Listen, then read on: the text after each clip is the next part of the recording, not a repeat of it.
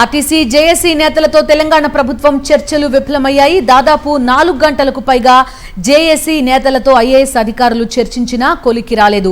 ప్రభుత్వం ఏర్పాటు చేసిన కమిటీకి ఉద్యోగ సంఘాలు తమ డిమాండ్లను వివరించాయి. అయితే అర్ధరాత్రి నుంచి సమ్మె సైరన్ మోగనున్న నేపథ్యంలో ప్రత్యామ్నాయ ఏర్పాట్లపై ఆర్టీసీ యాజమాన్యం దృష్టి పెట్టినట్టుగా తెలుస్తోంది. ప్రయాణికులకు ఇబ్బంది కలగకుండా జిల్లాల్లో తాత్కాలిక ఏర్పాట్లు చేస్తోంది.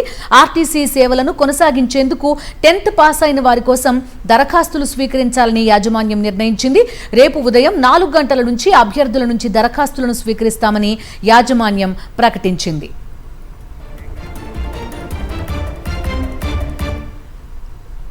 ఆర్టీసీ జేఏసీ కమిటీ పెట్టిన ప్రతిపాదనలకు అంగీకరించలేదు. దీంతో చర్చలు ఫెయిల్ అయినట్టుగా తెలుస్తోంది. మా కరెస్పాండెంట్ శేఖర్ పూర్తి డీటెయిల్స్ అందిస్తారు.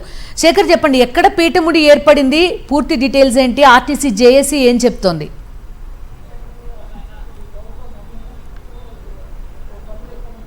బిందు, దాదాపు 4 గంటలకు పైగానే చర్చలు జరిగాయి. ఐఏఎస్ అధికారులతో ఏర్పాటు చేసినటువంటి కమిటీతో జేఏసీ నాయకులంతా చర్చించారు. ముఖ్యంగా 12 డిమాండ్లు ప్రభుత్వం ముందు కార్మిక నాయకులు పెట్టారు. అందులో కీలకమైనటువంటి 3 డిమాండ్లు ఉన్నాయి. ఒకటి, ఆర్టీసీని ప్రభుత్వంలో విలీనం చేయడము ఒక అంశం అయితే, ఈ సంఘాలను పునరుద్ధరించాలి, ఎన్నికలు నిర్వహించాలి అన్నది మరొక అంశము అని చెప్పుకోవచ్చు. అట్లాగే రాష్ట్ర ప్రభుత్వం ఈవీ వెహికల్స్ కొనుగోలు చేసి నడుపుతూ ఉంది, వాటిని ప్రభుత్వమే ఆర్టీసీ ద్వారానే నడిపించాలి అన్నది మరొక డిమాండ్. అలాగే ఎంప్లాయీస్ రెగ్యులరైజ్ చేయడము, అట్లాగే పెండింగ్ బకాయిలు ఏవైతే ఉన్నాయో ఆ బకాయిలన్నింటినీ కూడా చేయడము. మొత్తానికి 12 అంశాలు ఉన్నాయి. ఈ 12 అంశాల మీద సుదీర్ఘంగా చర్చలు జరిగాయి.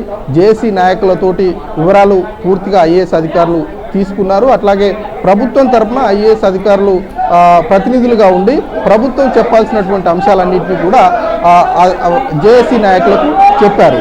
కానీ ప్రస్తుతం కార్మికుల నుంచి పెద్ద ఎత్తున కూడా ఒత్తిడి జేఏసీ నాయకుల మీద ఉందని చెప్పుకోవచ్చు. ఎందుకంటే గడిచినటువంటి 2.5 సంవత్సరాలుగా ప్రభుత్వం ఎన్నికల ముందిచ్చినటువంటి హామీలు ఏవైతే ఉన్నాయో గత ప్రభుత్వం ఇబ్బంది పెట్టింది. ఈ ప్రభుత్వం వచ్చిన తర్వాత నెరవేరుస్తుందని చెప్పినప్పటికీ కార్మిక నాయకులంతా కూడా మీడియా పాయింట్ దగ్గరికి, సెక్రటేరియట్ మీడియా పాయింట్ దగ్గరికి వచ్చారు. ఇక్కడ నిరసన చేస్తున్నటువంటి సిచ్యువేషన్స్ ఉన్నాయని చెప్పుకోవచ్చు. అట్లాగే చర్చలు విఫలం కావడంతో ఈరోజు అర్ధరాత్రి నుంచి సమ్మెలోకి వెళ్తున్నట్లుగా చెప్పినటువంటి పరిస్థితులు ఉన్నాయి. ప్రభుత్వం కూడా మొండిగానే వ్యవహరిస్తున్నట్టుగా కనిపిస్తోంది. హైరింగ్ కూడా మొదలు పెట్టాలి అనే దిశగా నిర్ణయం తీసుకున్నట్టు చెప్తున్నారు.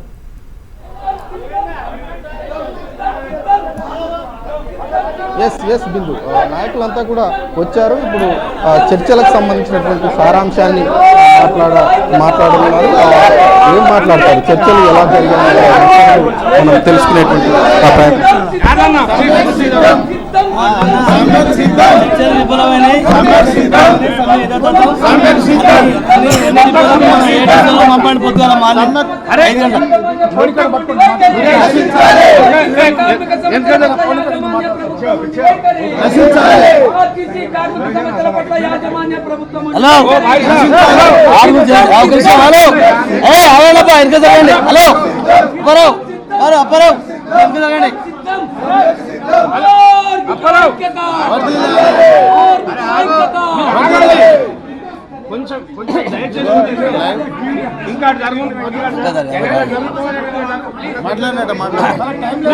హలో అందరికీ నమస్కారం.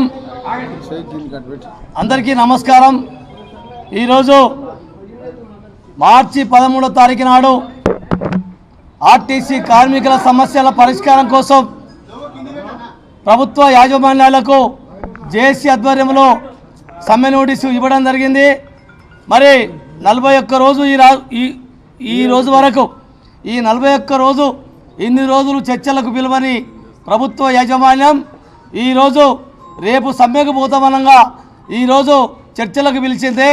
చర్చలకు పిలితే మేమంతా ఈరోజు ప్రధాన సమస్యలు కొన్ని పరిష్కారం అవుతాయి, మా కార్మికులకు న్యాయం దొరుకుతుందని చెప్పేసి ఆశించాం. మేమెంతో విశ్వాసంగా చర్చలకు వెళ్ళాం. చర్చలకు పోయిన తర్వాత వారంతా మా సమస్యలు మొత్తం సమాధానంగా వినడం జరిగింది. మేము కూడా అన్ని విధాలుగా వివరించడం జరిగింది. ఇవన్నీ ప్రభుత్వం ఇచ్చినటువంటి గతంలో ఇచ్చినటువంటి హామీలే, కొత్త హామీలు కావని చెప్పేసి కూడా చెప్పడం జరిగింది. గత 2025లో మే 7న సమ్మెకు పోతున్న సమయంలో